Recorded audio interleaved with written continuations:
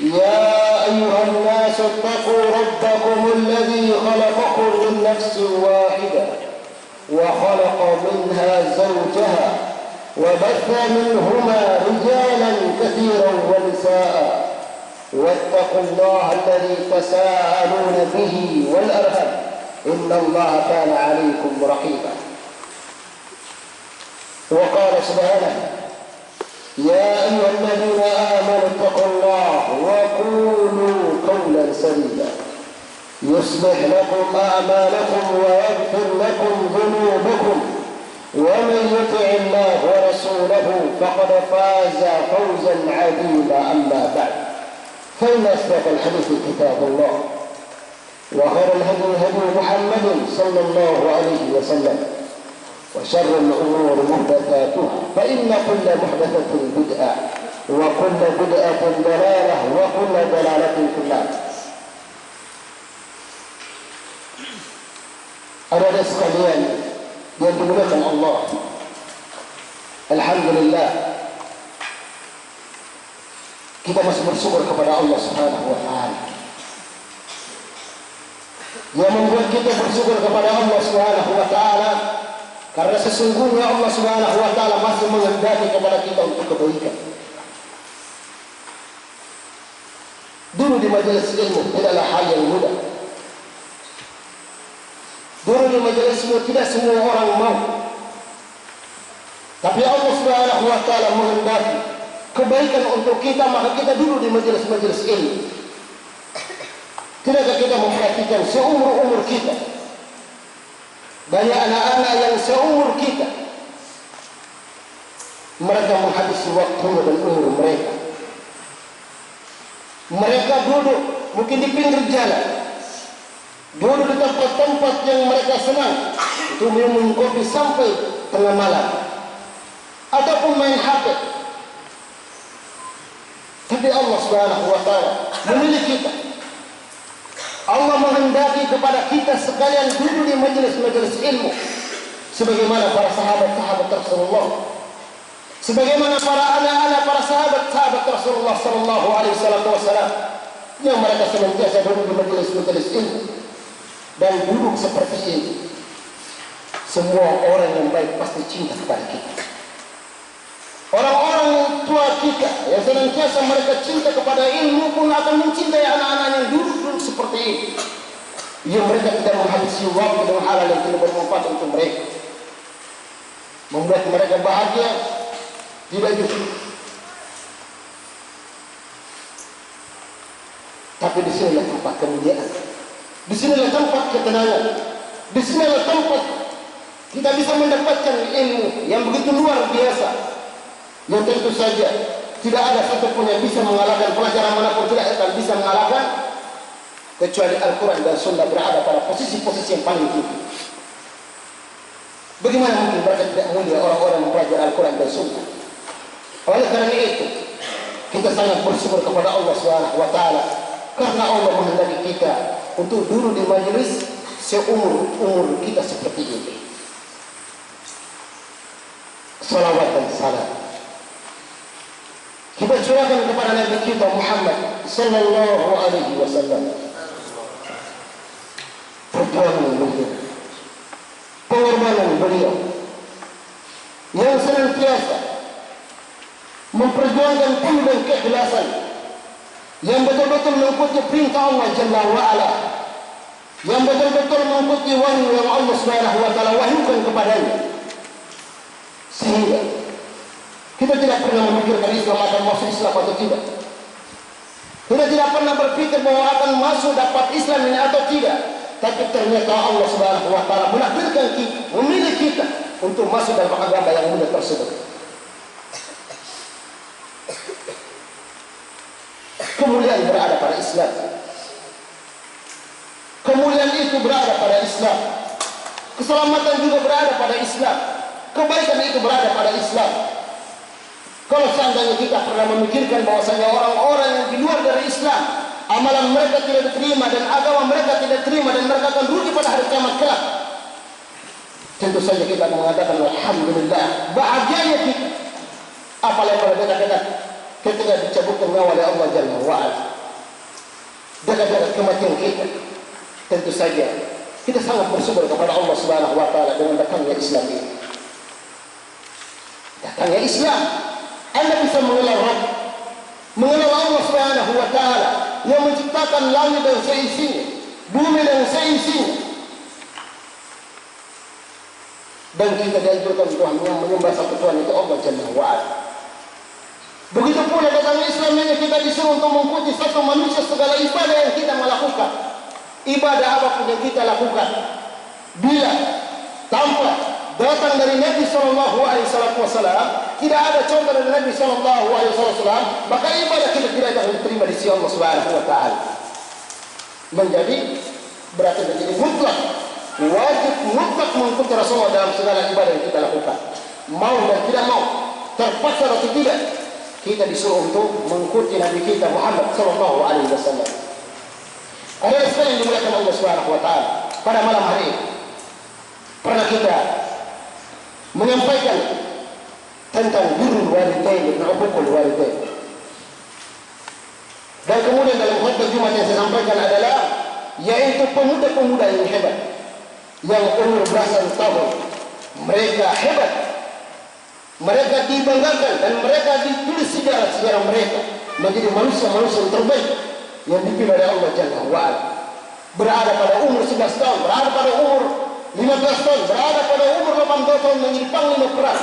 Mereka berada pada umur 22 tahun menjadi presiden, dan umur 23 tahun menjadi gubernur, yaitu Umar bin Abdul Aziz rahimahullah ta'ala. Ada pemuda-pemuda yang hebat, dan apalagi akan termasuk pemuda yang hebat, maka kembali kepada kita sekalian. Ada sekali yang dimuliakan Allah Subhanahu wa Ta'ala. Lalu pada malam hari ini, apa yang kita akan sampaikan?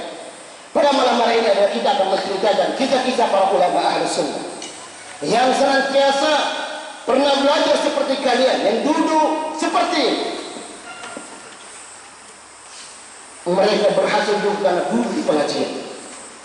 Mereka mendengar talim. Hari-hari mereka dihabisi untuk menghabisi waktu mereka untuk talim dan talim, sehingga menjadi ulama-ulama besar. Dan saya duduk di depan adik-adikku yang sedang dalam menuntut ilmu agama, dengan tujuan menyampaikan kisah-kisah para ulama yang senantiasa sukses, yang senantiasa mereka berhasil, walaupun banyak tantangan dan rintangan yang mereka hadapi seperti kita, tidak apa-apanya, tidak ada apa-apanya. Dengan tujuan kita bisa mengambil pelajaran dari mereka, bahwasanya mereka serba kekurangan tapi mereka berhasil. Kita yang serba kelebihan tapi tenaga banyak yang mengeluh. Kita banyak mengeluh.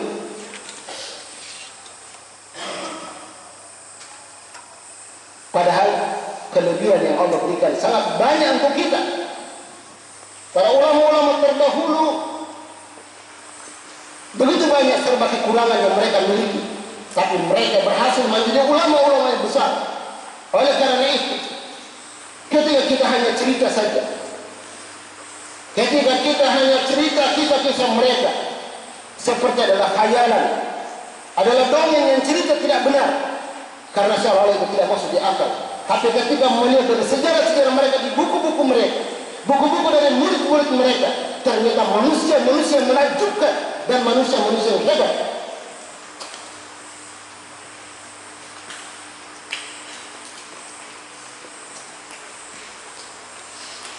Pertanyaan adalah, kenapa mereka semangat dalam menuntut ilmu agama padahal serba kekurangan? Kenapa mereka semuanya berhasil, bahkan menjadi ulama-ulama yang besar? Mereka bukan hanya sekadar mengatakan cita-citaku menjadi ulama besar, aku masuk pesantren ingin menjadi ulama besar. Akan tetapi mereka menjadi ulama-ulama besar, ingat bahwasanya menuntut ilmu seperti ini adalah ibadah kepada Allah Jalla wa'ala. Sehingga mereka semangat. Rintangan yang mereka hadapi, tantangan yang mereka hadapi, ujian yang mereka hadapi sangat besar dari kita. Karena orang-orang mendapatkan ujian besar adalah yaitu para nabi dan rasul yang ujian sangat besar. Fal amsal, orang yang seperti mereka yang mendapatkan ujian besar. Tapi kenapa mereka berhasil di dalam menuntut ilmu agama? Kenapa mereka berhasil menjadi ulama-ulama yang besar? Dikarenakan mereka tahu bahwasanya menuntut ilmu dan duduk seperti ini belajar adalah dari ibadah kepada Allah Subhanahu wa taala. Ibadah mendapatkan pahala yang besar, mendapatkan ganjaran yang besar. Dulu begini ada mendapatkan banyak keutamaan. Sehingga mereka semangat dalam menuntut ilmu agama. Tantangan begitu berlalu saja, seolah-olah tidak ada bekas.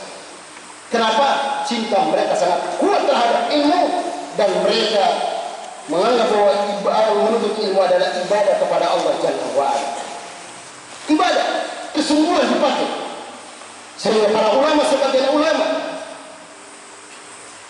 ulama mereka mengatakan, bahkan perkataan ulama tersebut mereka simpan di bab yang bukan pada babnya. Mereka mengatakan orang yang bermalas-malas dalam menuntut ilmu agama maka dia tidak akan menghasilkan ilmu agama.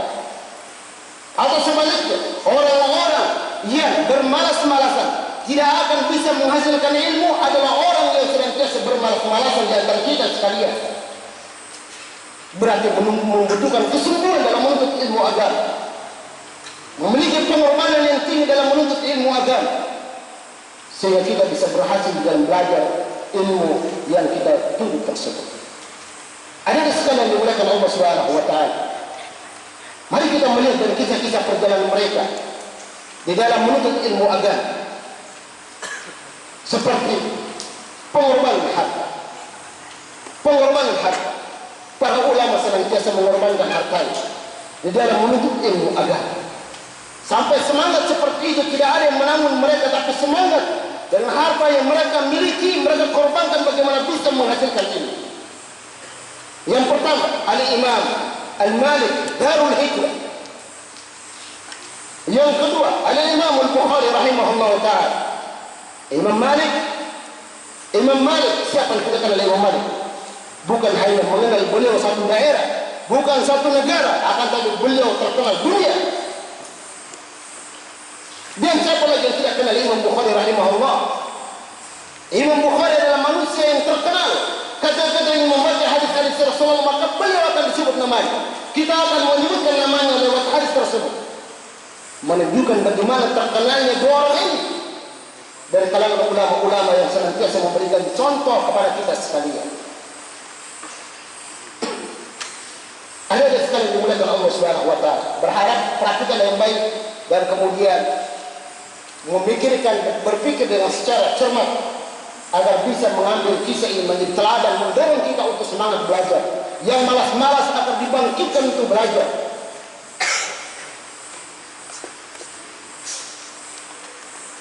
Kisah Imam Malik rahimahullah. Beliau adalah gurunya Imam Syafi'i.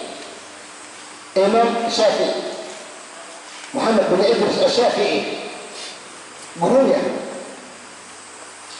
Dan salah seorang muridnya beliau menceritakan tentang kisah Imam Malik radhiyallahu anhu, Malik rahimahullah. Kisah beliau ada. Imam Malik adalah orang yang gigih semangat dalam belajar menuntut ilmu agama. Beliau mengorbankan hartanya, menjual apa yang ada dalam rumahnya satu demi satu. Beliau menjual demi untuk membiayai makannya dan kemudian belajarnya beliau. Itu Imam Malik.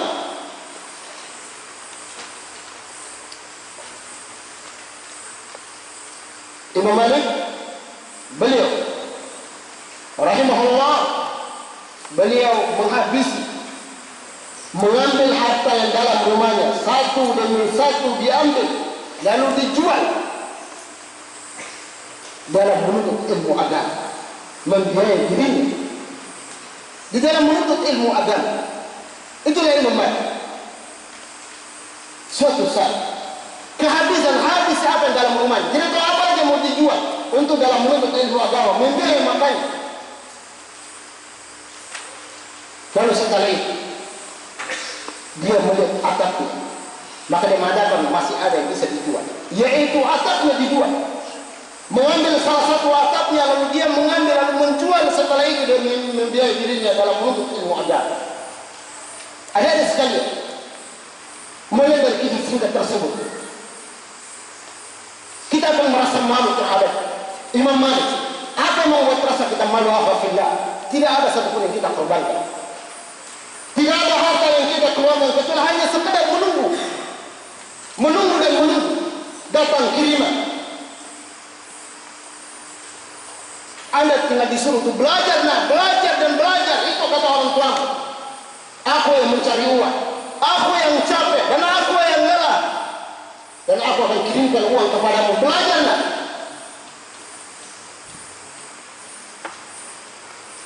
Kita tidak tahu bagaimana kondisi kita dalam orang tua kita mencari uang. Apakah dari halal atau dari haram? Wallahu alam. Bagaimana mereka tempuh mencari uang tersebut. Akan tetapi kita tidak ada pengorbanan kita tentang masalah itu. Tapi ternyata lebih banyak mengeluhnya kita. Mengeluh dan mengeluh. Pengorbanan kita tidak seperti Imam Malik yang menjual apa yang kita miliki. Kalau kita disuruh sekarang jual HP agar bisa anakku sekolah, mereka belum tentu akan memberikan, menjual HP tersebut. Kenapa? Kesenangan dia. Belum tentu kita menjual motor yang ada di rumah untuk menjual kita dalam menuntut ilmu agama. Kita paling-paling dipaksa oleh orang tua kita.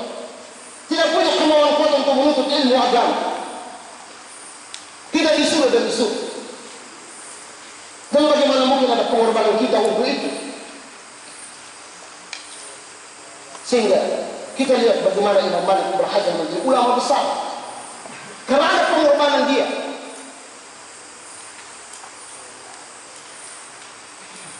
Oleh karena itu, pada sisi yang lain ada kesamaan di dalam menuntut ilmu agama. Akan tetapi kualitas yang dimiliki oleh para ulama ahli sunnah, yang dimiliki oleh mereka yang senantiasa pernah duduk di pengajian, yang pernah duduk menuntut ilmu agama seumur-umur kita, mereka telah mengukir sejarah-sejarah yang besar, menjadi ulama-ulama besar yang terkenal di dunia. Pernah mereka duduk seperti ini dalam menuntut ilmu agama seperti Anda, tapi tidak cengeng, tidak perlu kesal, tidak ada uang dikirim, mau lari. Baru 1 bulan tidak datang, sudah mau menangis, mau menelpon, dan seterusnya. Itu yang kita miliki. Bahkan mungkin di antara kita ada yang marah. Kenapa tidak datang uangku? Kenapa tidak ada kiriman sementara yang lainnya ada? Kalau bukan aku malas belajar. Subhanallah. Anda sekarang berada pada posisi belajar seperti ini, seharusnya semangat belajar. Tidak banyak menghayal. Melihat sebagian kalian, berjalannya waktu dan waktu akan habis. Di subuh hari dia melihat ada yang menghayal, melihat waktu terus. Matanya sedikit bisa melihat waktu, bagaimana waktu bisa habis, tapi ternyata hafalannya itu tidak bisa bertambah. Ataupun setelah selesai hafalan tidak ada murojaah yang lain dan seterusnya. Coba Anda memiliki punya target. Kalau aku sudah hafal, saya akan menambah lagi hafalanku, menambah lagi dan menambah lagi. Atau aku murojaah yang sebelumnya sampai habis waktu. Saya tidak akan menghayal, saya tidak akan berbicara mesti pulang dan sekurang sampai aku menyelesaikan waktu. Tidak seperti itu sebagian di antara kita duduk menghayal habis waktu. Dia kira waktu akan menunggu dia, umurnya dia akan menunggu dia. Ternyata tidak lama dan tidak sadar, tidak lama lagi akan keluar dari pondok. Inilah yang pertama dari Imam Malik. Darul Hijrah, seorang ulama yang terkenal dan terkemuka. Pun yang kedua adalah Imam Al-Bukhari, dengan pengorbanan yang sama dengan hartanya. Imam Al-Bukhari, siapa yang tidak kenal Imam Al-Bukhari? Beliau adalah ulama yang terkenal dan terkemuka. Beliau adalah orang dikenal yang orang-orang senantiasa fokus kepada hadis-hadis Nabi sallallahu alaihi wasallam. Mereka akan mengenal Imam Al-Bukhari rahimahullah. Imam Al-Bukhari juga senantiasa, dia seumur-umur seperti kita ini, beliau dulu di kajian, beliau menghabisi waktunya dulu di talim. Imam Bukhari rahimahullah dulu di talim. Ketika ada pengajian, ketika ada talim, mereka dia buka di luar, bukan, tapi dia betul serius mengikuti talim. mengikuti kajian yang dibawa oleh gurunya, yang disampaikan oleh gurunya. Suatu saat dia tidak masuk, dan teman-teman yang senantiasa duduk bersama beliau, teman-teman yang senantiasa semangat bersama dia dalam menuntut ilmu agama, mereka mulai saling bertanya-tanya di antara mereka, kenapa Imam Bukhari tidak masuk? Kenapa Imam Bukhari tidak masuk hari ini, ikut ta'lim hari ini? Maka dengan itu teman-teman mengatakan mungkin sakit. Akhirnya tidak masuk. Hari yang kedua tidak masuk juga dalam ikut ta'lim. Maka teman-teman mengatakan kalau begitu kita ke rumahnya langsung. Dan Imam Bukhari pada masa itu dia tinggal di kos-kosan. Dia bukan tinggal sama orang tuanya, tapi tinggal di kos-kosan. Teman-teman datang lalu ketuk pintu, lalu menjawab salam, lalu bertanya, bagaimana kabarmu wahai Imam Bukhari? Wahai Bukhari, dia mengatakan alhamdulillah aku sehat-sehat. Lalu teman-teman mengatakan, keluarlah bertemu dengan kami. Kenapa tidak masuk belajar? Kenapa tidak ikut ta'lim? Lalu setelah itu Imam Bukhari mengatakan, aku tidak bisa keluar bertemu dengan kalian. Lalu beliau mengatakan, kenapa aku tidak bisa bertemu kalian? Karena aku tidak punya baju. Tidak punya baju. Dia satu demi satu dia jual. Bajunya dijual, celananya dijual. Pada hari itu tidak ada bajunya, itu yang membuat dia tidak bisa keluar dari menuntut ilmu agama. Itulah Imam Bukhari yang kita kenal, yang kita baca, yang kita sering sebut namanya. Itulah Imam Bukhari, mengorbankan hartanya apa yang dimiliki untuk demi menuntut ilmu agama. Bagaimana dia bisa perjalanannya sukses dalam menuntut ilmu agama. Imam Bukhari. Setelah itu teman-teman mereka mengumpulkan uang lalu membeli baju, lalu setelah diberikan kepada dia, lalu dia mulai duduk di majelis ilmu tersebut. Alhamdulillah, pengorbanan apa yang telah kita korbankan? Tidakkah kita memiliki baju yang begitu banyak? Teman-teman, mereka berbeda-beda, bertumpuk dalam lemari, bertumpuk di rumah kita juga ada. Kemudian baju dan pakaiannya dibuang-buang begitu saja. Kita tidak ada kita jual untuk menuntut ilmu agama. Sekali lagi, tidak ada satupun kita korbankan baju dan celana kita untuk menuntut ilmu agama kecuali dikirim dan dikirim. Anda harus paham itu dikirim dan dikirim. Anda hanya menerima hasilnya. Tapi Imam Bukhari rahimahullah ta'ala, beliau korbankan hartanya demi untuk menuntut ilmu. Bagaimana cintanya mereka dalam ilmu tersebut, bagaimana cintanya mereka dulu di majelis-majelis ilmu pada masa itu.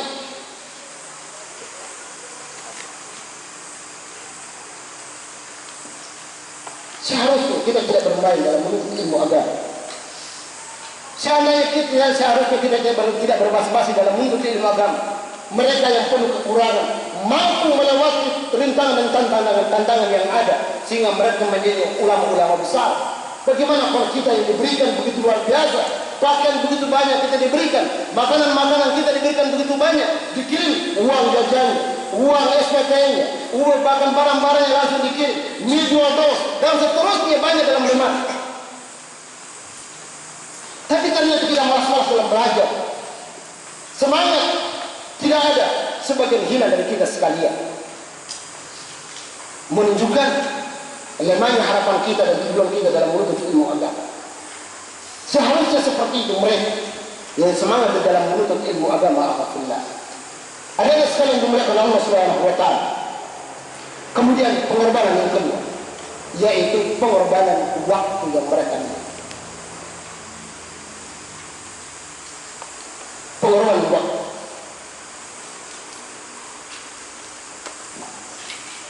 Beliau adalah seorang ulama yang menguasai ilmu nahwu. Beliau menguasai bahasa Arab.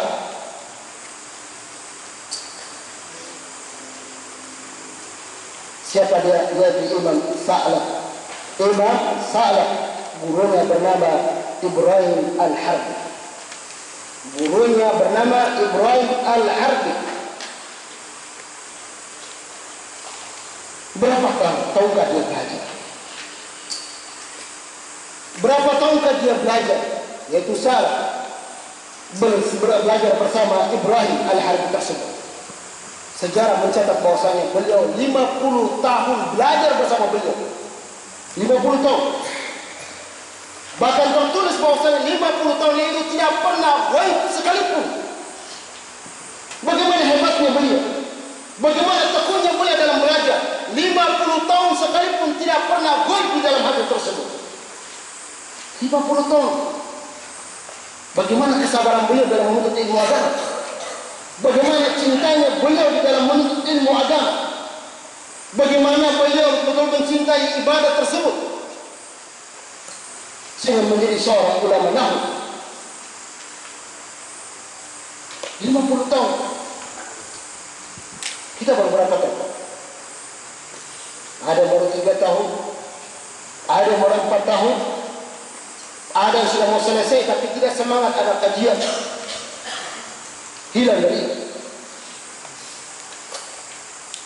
Malas. Lebih enak kumpul-kumpul sama teman cerita. Kan habis waktuku belajar. Habis masaku belajar. Maka dengan itu ada sekalian. Semangatlah seperti para ulama sampai berhasil. 50 tahun adalah waktu yang sangat lama dia belajar. Tapi kesabaran dia bagaimana menghadapi kesabaran itu? Belum lagi tentu beliau dihukum. Belum lagi beliau akan dicerah. Belum lagi beliau akan menghadapi tantangan dari gurunya. Beliau bukan hanya sekedar enak-enak saja seperti itu. Sebagian dari antara kita mau enak-enak saja belajar dan tidak ada tantangan. 50 tahun akhafillah. Bagaimana semangatnya dia dan bagaimana bersabarnya dia di dalam menuntut ilmu agama.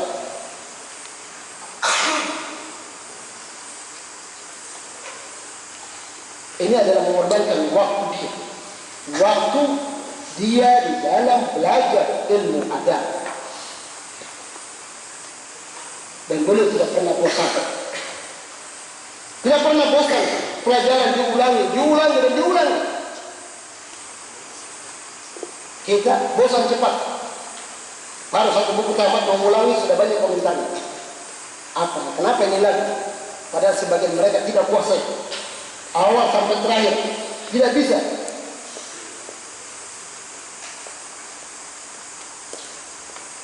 Menunjukkan bahwasanya kita senantiasa semangat naik turun di dalam menuntut ilmu agama. Maka hendaknya semangatlah dalam menuntut ilmu agama.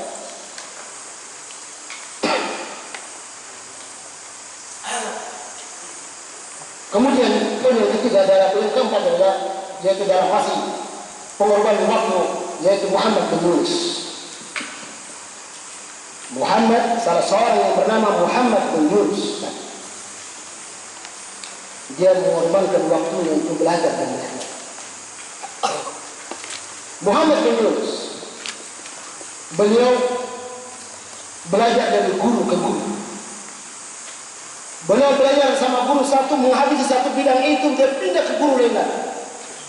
Sampai beliau belajar ilmu ke guru dan ke guru dalam negeri ini, habis ulama-ulama yang pada masa itu dia belajar dari bersama mereka. Menghabisi waktu. Dia bukan setelah berhenti tidak. Tapi beliau pindah ke guru yang lain. Satu guru habis satu bidang, beliau pindah lagi cari guru lain lagi. Satu bidang selesai cari lagi. Sampai diceritakan dalam negerinya dia betul-betul belajar bersama ulama-ulama begitu banyak dalam negeri. Ini pengorbanan waktu untuk dia. Sehingga menjadi disebut menjadi ulama. Menjadi ulama-ulama yang besar yang terkenal pada masa ini. Alhamdulillah. Kemudian selanjutnya adalah salah seorang ulama yang bernama Abu Hatim, terkenal beliau. Beliau adalah pakar hadis. Imam Abu Hatim, seorang pakar hadis, seorang yang jago di hadis. Pengorbanan waktu maupun harta, sehingga para ulama mengatakan siapa yang mempelajari hadis maka pengorbanan hartanya akan habis.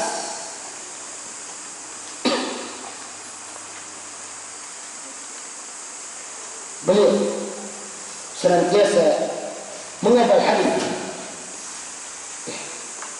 menghabisi waktunya untuk menghafal hadis Rasulullah sallallahu alaihi wasallam sehingga menjadi pakar hadis atau yang menguasai hadis.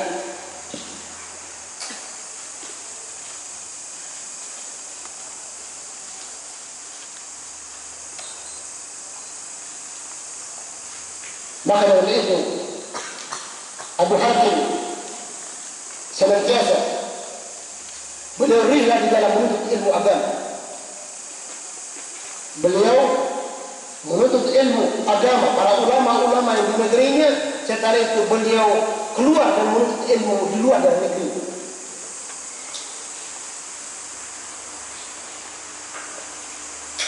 Perjalanan beliau cukup panjang dalam menuntut ilmu agama, yaitu mencari hadis Nabi sallallahu alaihi wasallam. Beliau belajar bukan hanya sekedar di dalam negerinya, tetapi di luar dari negerinya, mencari para ulama senantiasa menghabisi waktunya untuk belajar ilmu agama.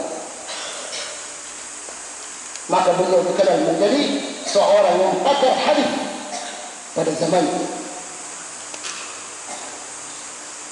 Tidak banyak mengeluh.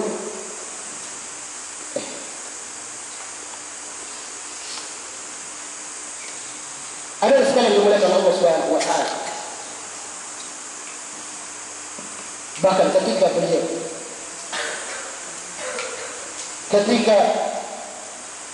beliau ingin keluar dari negeri, maka beliau tidak punya uang untuk membeli kendaraan. Akhirnya apa yang dia lakukan? Yang dia lakukan adalah beliau berjalan kaki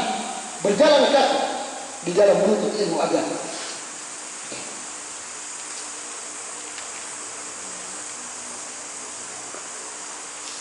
Ada sekali yang dimuliakan Allah Subhanahu wa taala. Masih ada lagi, yaitu Ikrimah. Beliau adalah salah seorang sahabat Nabi sallallahu alaihi wasallam. Beliau adalah tabi'in, seorang ulama tabi'in, yaitu Ikrimah. Murid siapa dia? Dia salah satu murid dari kalangan sahabat Nabi sallallahu alaihi wasallam yang terkenal dan terkemuka dalam ilmu, yaitu Ibnu Abbas. Ikrimah rahimahullah adalah salah seorang murid, yaitu Ibnu Abbas radhiyallahu anhu.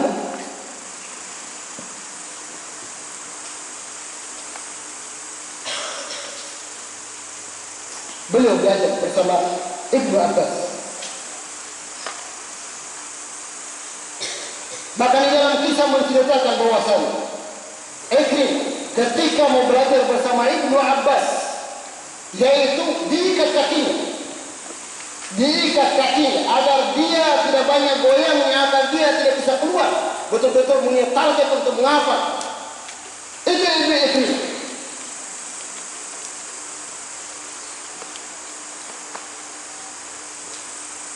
Bagaimana itu bisa dipraktek? Sampai diikat kakinya semua, atau banyak sekali sedikit minta izin, duduk kajian sedikit minta izin, disuruh yang dekat sini lari yang jauh, disuruh yang jauh lari ke rumah.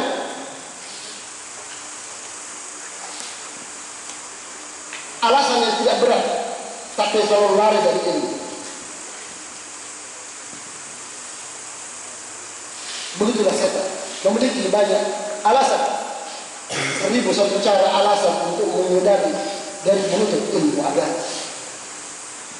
Alasan, banyak alasan, sedikit-sedikit keluar. Habis pulang dari hamal, tidak lama lagi dia keluar. Ada barangku di sana, ada temanku di sana. Banyak alasan di dalam menuntut ilmu agama. Tapi lihat bagaimana Ikrimah, bagaimana belajarnya beliau. Gurunya mengikat kaki dia agar dia betul-betul memanfaatkan waktu itu betul untuk menghafal, belajar bersama guru. Kita tidak bisa praktik seperti itu, dan Anda juga pasti tidak mau, karena Anda setengah hati dan mungkin menuntut ilmu agama. Tujuan pun belum tentu jelas dalam menuntut ilmu agama. Jika itu dipraktik, apa yang Anda katakan? Lebih baik lapor ke orang tuanya bahwasanya Ustaz Umar ikat kami di sana, tidak bisa makan, tidak bisa minum, hampir mati. Ya, seperti itu. Baru disentuh sedikit sudah nelpon ke orang tuanya, cengeng sekali. Ya, wajah-wajah dewasa, wajah-wajah lebih tua dari bapaknya, tapi ternyata cengeng sekali. Hah? Kelihatan semua wajah-wajah kalian. Wajah-wajah lebih tua dari bapaknya. Bapaknya masih muda, dia sudah tua duluan. Iya. Banyak keluh kesah, banyak menghayal bagaimana tidak tua cepat. Yang tidak ada masalahnya di situ, dia pikir juga. Menghayal habis waktu. Bagaimana saya bisa naik kendaraan mewah? Dulu menghayal 1 jam habis. Nanti saya dapat istri di mana sholat atau tidak, dipikir juga. Ya, itu yang ada. Atau santri dengan santri baku pukul, pembina yang memukul seseorang, atau masalah di lapangan karena salah paham mungkin sehingga berkelahi, dipukul. Hanya itu karena lari dari pendidikan, belajar ilmu agama. Atau guru yang menghukum dia, guru-guru kita yang senantiasa cinta kepada kita, sudah jadi pembina, dihukum di depan umum, masih malu untuk lari dari itu. Aneh. Jiwa-jiwa yang lemah seperti kerupuk itu sudah lemah kalau kena angin, belum lagi kena hujan. Bagaimana kena hujan? Nah, bagaimana kerupuk yang kena hujan? Ya, kena angin saja sudah lembek, bagaimana kena hujan?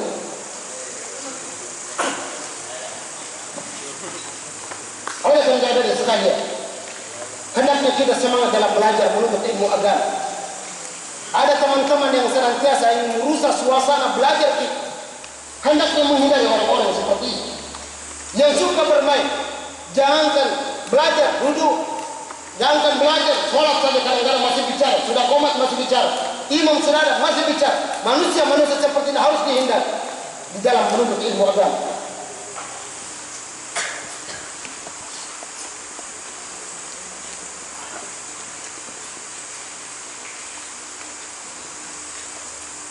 Karena itu yang terjadi. Main dan main. Waktu belajar, main dan main. Waktu habis, dia tidak waktu akan bisa ditarik kembali. Waktu itu akan kembali lagi. Ternyata tidak sadar bahwa saya nggak lama lagi keluar dari pondok. Kalau dari pondok mau mengajar di mana? Tidak tahu di mana saya mengajar. Kemungkinan besar mungkin di sawah kayaknya.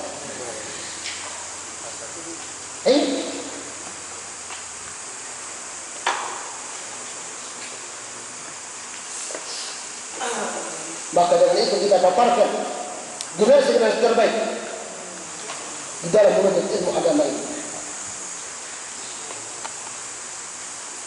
Kemudian selanjutnya adalah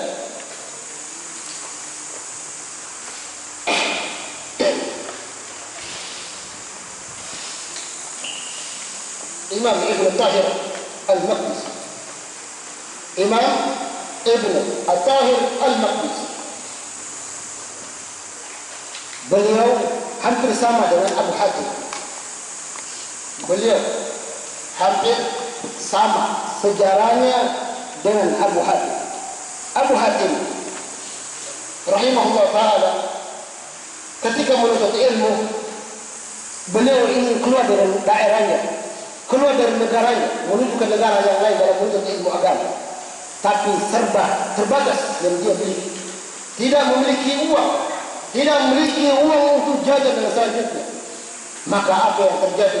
Beliau memiliki tawakal yang kuat, memiliki tawakal yang kuat untuk belajar. Akhirnya beliau berjalan kaki ke negara lain. Bahkan beliau menghitung. Perhatikan, beliau perjalanan di dalam menuntut ilmu agama, perjalanan dia dan menghitung jumlah jalannya dia. Sampai seperti itu para ulama menghitung jalannya juga. Beliau mengatakan, aku jalan 5.800 km perjalanan. Sampai di mana kira-kira? Nih. Ya sampai di timur. Kita pun belum tentu begini. Apalagi cuma belum umur. Lihat sekali. Bagaimana semangatnya dia? Siapa yang pernah jalan ke sini? Di antara ada sekalian, siapa yang pernah punya keinginan saya mau belajar wahai ibu dan adikku, saya mau jalan kaki? Ada di antara kalian? Atau baru jalan sedikit sudah menangis saya di balik ke rumah? Sekarang kita memiliki fasilitas yang sangat luar biasa. Ada mobil, ada pesawat, ada motor, ada kendaraan begitu banyak. Tapi yang memaksa kita adalah orang tua, bukan kemauan kita. Walaupun kemauan kita sampai di sini, mau minta pulang. Tapi beliau rahimahullah, seorang ulama yang terkenal dan terkemuka menjadi ahli hadis yang hebat. Beliau senantiasa berjalan kaki sampai seperti itu. Kemudian ada ulama yang tadi saya sebut adalah yaitu Ibnu Tahir al-Maqdisi. Hampir sama dengan perjalanan dia. Sama perjalanan dia.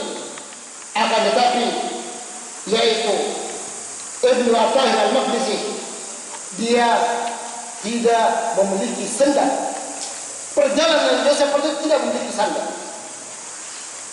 Dan pada masa itu bukan seperti daerah kita yang banyak pepohonan. Kalau kita jalan masih ada pepohonan, masih ada sungai-sungai, masih ada air yang mengalir, masih ada orang yang mau kasih kita air minum. Tapi ini melewati padang pasir. Bahkan di dalam sejarah tercatat beliau 2 kali kencing dengan darah, kencing darahnya keluar.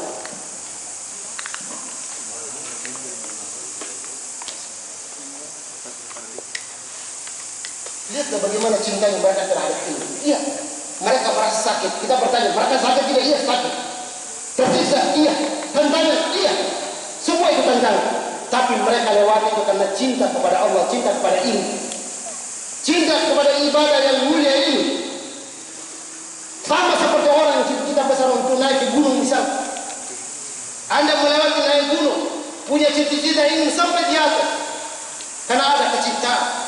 Maka Anda ketika itu naik gunung, melewati dengan capek dan lelah, setelah sampai di atas, perjalanan yang berapa jam telah hilang capeknya. Kenapa? Anda telah sampai di atas melihat berbagai hal yang ada di bawah gunung-gunung tersebut. Keindahan yang Anda telah lihat, maka hilanglah hal seperti itu. Begitu para ulama ahli sunnah yang senantiasa semangatnya menuntut ilmu agama, cintanya mereka terhadap ilmu agama, setelah mereka berhasil, senantiasa mereka lupa hal yang tersebut. Penderitaan, penyesalan, dan seterusnya ujian demi ujian mereka lewat. Kenapa? Rasa cinta mereka sangat tinggi terhadap ini.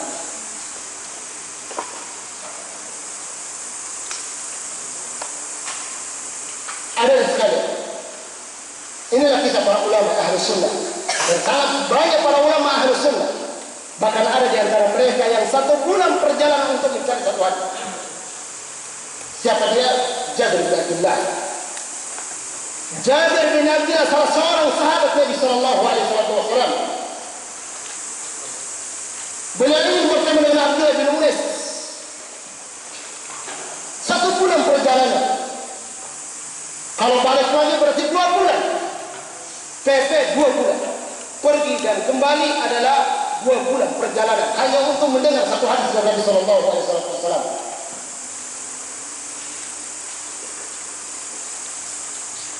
Satu bulan alhamdulillah. Kita mungkin di antara kita ada yang jauh dengan iya. Tapi kemudian sampai cepat sampai pada tujuan. Itu pun mungkin orang tua kita masih komentar, nah datang jauh, pergi jauh-jauh dari sini. Dari kampung kita sangat jauh dari pondok yang Anda belajar. Kenapa pulang tidak berhasil? Tidak bisa imam, tidak bisa ceramah, tidak bisa ini dan itu semuanya.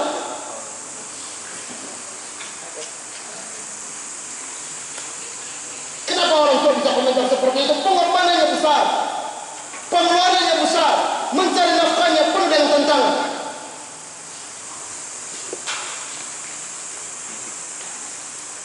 Oleh karena itu ada sekalian, ada di antara kita ada sekalian yang rindu kepada orang tua yang terham pada santri baru, rindu sehingga selalu sakit, rindu sehingga banyak alasan dan komentarnya, rindu karena mau pulang, yang belum pernah berpisah dengan ibunya, bapaknya, dulu sekasur, sekarang berpisah kasur. Sekali lagi, kalau Anda cinta ilmu dan punya pengorbanan seperti ini, dengan itu mudah-mudahan Anda berhasil dalam menuntut ilmu agama.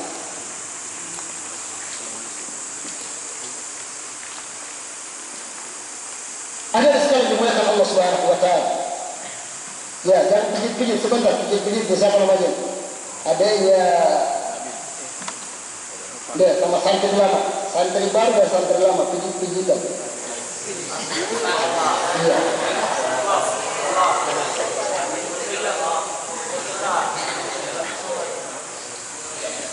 Sebentar, kalian dua begitu saya sampai tengah malam sebentar.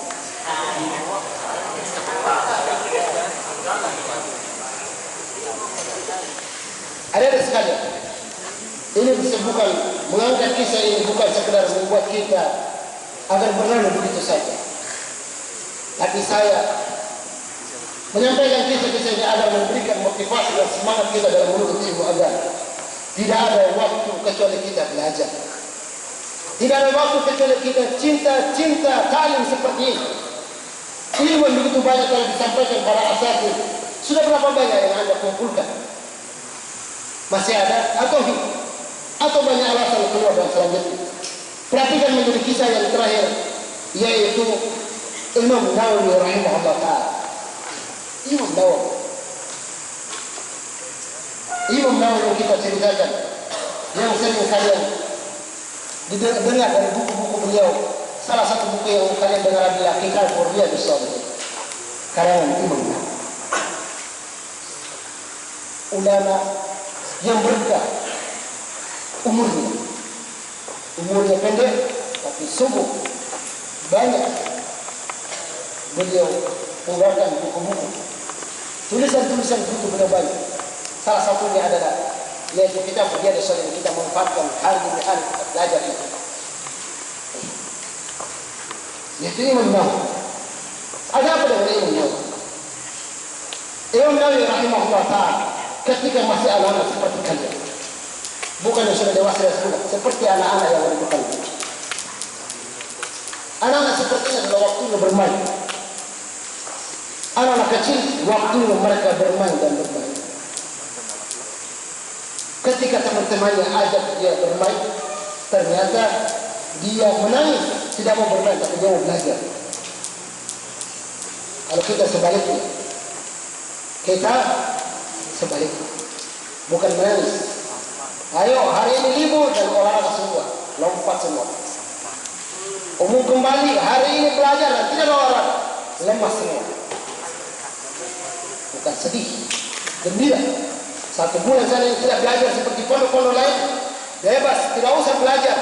Makan tidur setelah sudah body besar, ketemu orang tua, pasti bahagia semua. Orang bahagia.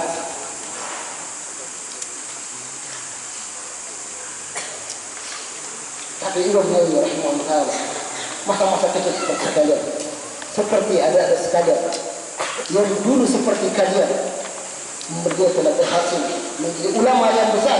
Kenapa? Disuruh bermain dia menangis. Kita disuruh bermain, kita ketawa dan bahagia, tapi dia malah menangis karena dia belajar. Itulah kisah para ulama. Sangat banyak kisah-kisah para ulama yang tidak pernah habis. Mungkin sejarah mereka tidak akan pernah habis kecuali memberikan manfaat besar kepada anak sekalian dalam menuntut ilmu agama.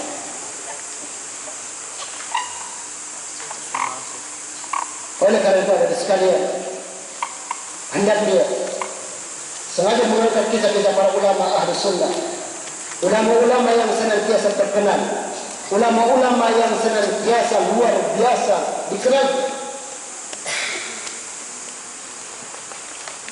Maka nasihat yang terakhir adalah kalian adalah pemuda-pemuda yang harus menjadi hebat. Pemuda-pemuda yang hebat, yang tidak menyerah di dalam menuntut ilmu agama, yang tidak cengeng untuk menjadi pulang. Ada kiriman, tidak ada kiriman, yang penting tidak kali makan, saya akan tetap belajar. Bila perlu jangan memberatkan orang tuamu. Bila perlu, jangan memberatkan orang tua. Ada di antara kalian yang ada yang dikirim 500, ada yang 1 juta. Subhanallah, banyak seperti banyak sekali.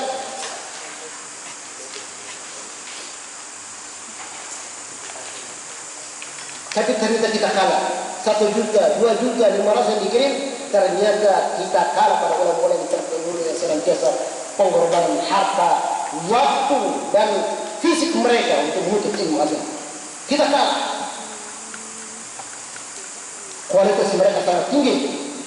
Kita cuma ekonomi yang tinggi, fisik yang kuat bermain bola. Akan tetapi kita lemah dan lemah. Oleh karena ada sekali nasihat yang terakhir kepada dia adalah saya menyaksikan sebagian di antara kalian ketika halaqah pagi, ada di antara kalian yang menghayal sampai habis waktu. Subhanallah, demi Allah, seandainya waktu itu diputar kembali dan aku seumur seperti kalian, atau para ustaz-ustaz yang ada di sini, seandainya waktu itu diputar dan mereka kembali ke situ, mungkin akan sembelih semangat dalam menuntut ilmu agama. Tapi saya serius saja waktu tidak berjalan. Jangan menghayal. Bila perlu punya target, saya harus 2 tahun di sini sudah 30 sudah selesai. Itu punya target, sehingga tidak menghayal banyak. Ada di antara kalian, alhamdulillah sudah selesai sekarang, yaitu Al-Quran selesai, yaitu Matan juga selesai. Pernah mamanya mengatakan bahwa 1 tahun di sini harus 5 juz. Ibunya mengatakan, apakah bisa lebih dari 6 dan 7 juz dalam setahun? Bisa. Ternyata cepat selesai. Al-Quran selesai, hukum selesai. Subhanallah, targetnya sampai seperti itu. Anda punya target harus seharusnya, sehingga tidak menghayal, membuang-buang waktu. Kau kira waktu ini akan berjalan dan akan kita putar kembali seperti itu? Tidak dan tidak. Lihatlah diri kalian. Dulu masuk pesantren kecil-kecil, dulu masuk pesantren cengeng, dulu masuk pesantren mau lari karena masih kecil. Tidak mau berpisah dengan ibu dan bapamu, tidak mau berpisah dengan kasur-kasur yang empuk di rumahmu. Sekarang melihat diri Anda sudah tua, sudah berumur, wajah-wajah telah berubah. Kalau sudah seperti itu, janganlah Anda menghayal menghabisi waktu. Sayang sekali.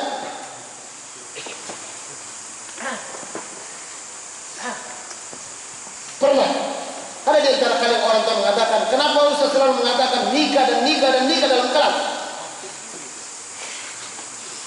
Saya suruh itu karena dia menghayal banyak. Menghayal.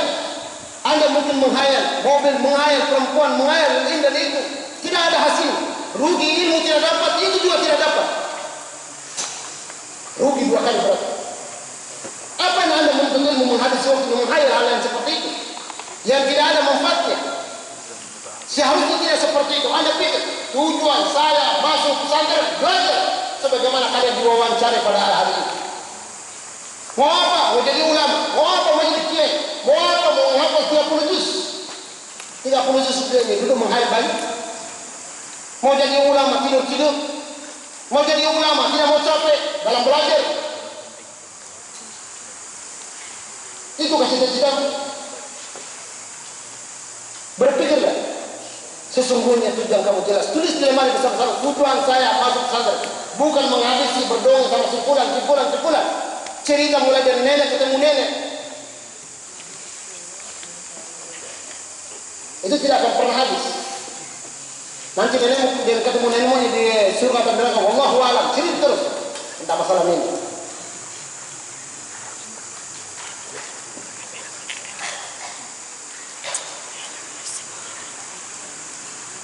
Itu saja. Sudah terlalu lama menyampaikan. Jadi perhatikan baik-baik bahwa itu adalah motivasi untuk ada semangat belajar. Kita berkumpul hanya sandra hanya sementara 5 tahun dan 6 tahun bersama usaha sekali ada di sini, dan sekali itu berpisah lanjutkan kuliah atau akan berhenti kuliah. Mudah-mudahan nasihat ini bermanfaat bagi saya khususnya dan kepada adik-adikku yang kami cintai karena Allah, murid-murid kami yang kami cinta karena Allah, dan amanah-amanah orang tua kalian kami pegang kuat untuk betul-betul memberikan nasihat agar kalian jangan membuang waktu dengan hal-hal yang tidak bermanfaat kecuali kalian memanfaatkan sampai berhasil. Akhir kalam. Kita tutup dengan doa kafir majlis.